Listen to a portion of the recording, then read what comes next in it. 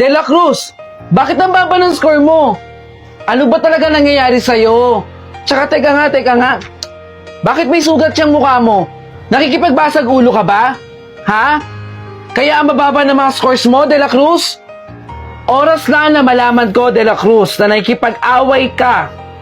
Ipapatawag ko magulang mo. Nagkakaintindihan ba tayo? Opo, ma'am. Pasensya na po. Sige na, pwede ka nang maupo. Ayusin na lang sa susunod. Ayos.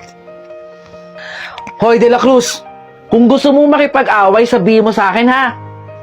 Magsusuntukan tayo. Dito mismo. Anong sinasabi mo? Huwag kang mag-aangas dito, De La Cruz. De Guzman lang ang maangas dito.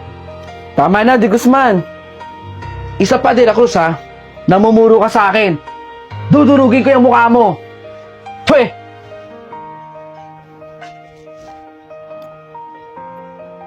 De Guzman? Present po, ma'am. De La Cruz! Ma'am, absent po ulit si De La Cruz. Ano?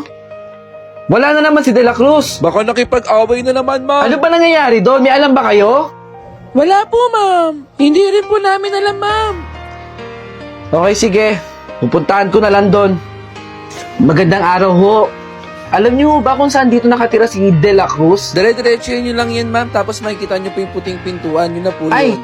maraming salamat po ah. Sige, ma'am. Ingat po kayo. Siguro dito na nga yun. Eto. Tao po. Nandiyan po ba si De La Cruz? Tama na po, tita. Ano yung naririnig ko? Tama na po. Hindi na po ako aalis. Hindi na po ako papasok. Opo. Babantayan ko po tong bahay. Huwag niyo lang po akong paluin. Tama na po. Hindi ko na po kaya, tita. Tama na po. Okay, class. Huwag kakalimutan ng assignment, ha? Bakit naman humingiti si Junior? Okay, sige class. See you tomorrow. Ma'am! Ay, Diyos ko po! Junior! Ano bang ginagawa mo dito? Ikaw na lang estudyante, oh! Sabihin mo nga sa akin, ano bang kailangan mo, Junior? Bukod po doon sa pinapasabi ko, ma'am, meron po akong joke. Ay nako, Junior. Wala akong oras makipagbiruan, okay? Uuwi na ako. Huwag mo lang ako susundan, ha? Junior, sinusundan mo na naman ako. Gusto ko lang po kasi tanungin ko, nabanggit yun na po ba sa mama ko? Nabanggit ko na nga sa mama mo. Sigurado naman ako hindi ka pagagalitan nun eh. Sigurado yun, ma'am, ha? Pasensya na po. Oo. Naiintindihan niya, Junior. Kaya huwag ka lang matakot. Maraming salamat po, ma'am. Okay, sige ha. Last na to. Huwag mo na ulit ako susundan. Opo. Bayad po. Uy!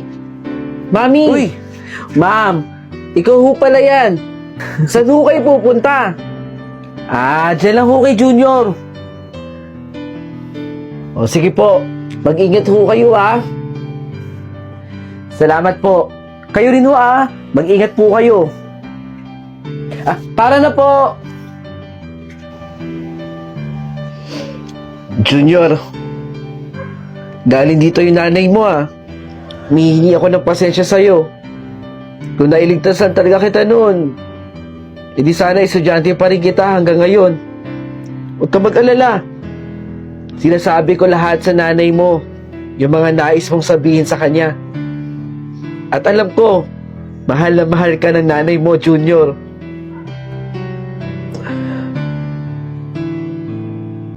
Guys, alam niyo ba yung bali-balita dito sa school? Si De La Cruz daw. Ampun! Ano kayang pakiramdam nang hindi mo kadugo yung kasama mo sa bahay? Aba syempre, baka mamaya magnakaw. Di ba? Yung mga posibleng mangyari. Ay naku guys, parating si De La Cruz. Mamaya na tayo magkwentuhan. Tara, dun tayo. Ampun? May kikiraan lang po ah. Andiyan si De La Cruz.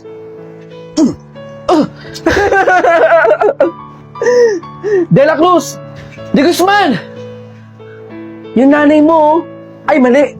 Nanay-nanaya mo pala. Ano nanay-nanayan? Oh, hindi ba't hindi mo naman siya tunay na nanay?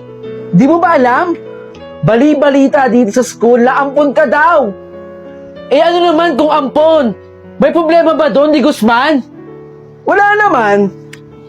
Kaya lang, di ka ba nahihiya? Hindi mo naman sila kadugo, di ba? Tawag ka ng nanay-nanayan mo. Bilisan mo na, De La Cruz.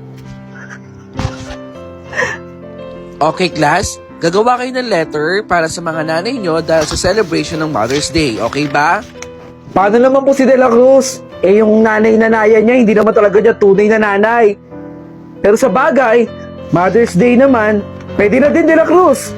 Ay, Ma, o anak, nandito na po ako. meron pala akong ibibigay, ma. Happy Mother's Day po. Maraming salamat dito, anak, ha. Huwag mong iniintindi ang mga sinasabi ng ibang tao. Mahal na mahal kita. Ikaw yung nagpabago ng buhay ko. Ikaw yung nagbigay ng liwanag sa buhay ko, anak. Maraming salamat at dumating ka sa buhay ko. Andito na lang yung mag-aampon sa akin eh. Aalis na ako dito. Mag-iingat kayo dito, ha. Siya na po ba yung magiging anak nandiyan ko? na siya. Maraming salamat po. Kayo po talaga yung kasagutan. Hindi po kasi talaga ako magkakaanak eh. Yan po ang sabi sa akin ng doktor. Tara, aalagaan kita at ituturing kita ang tunay na anak ko.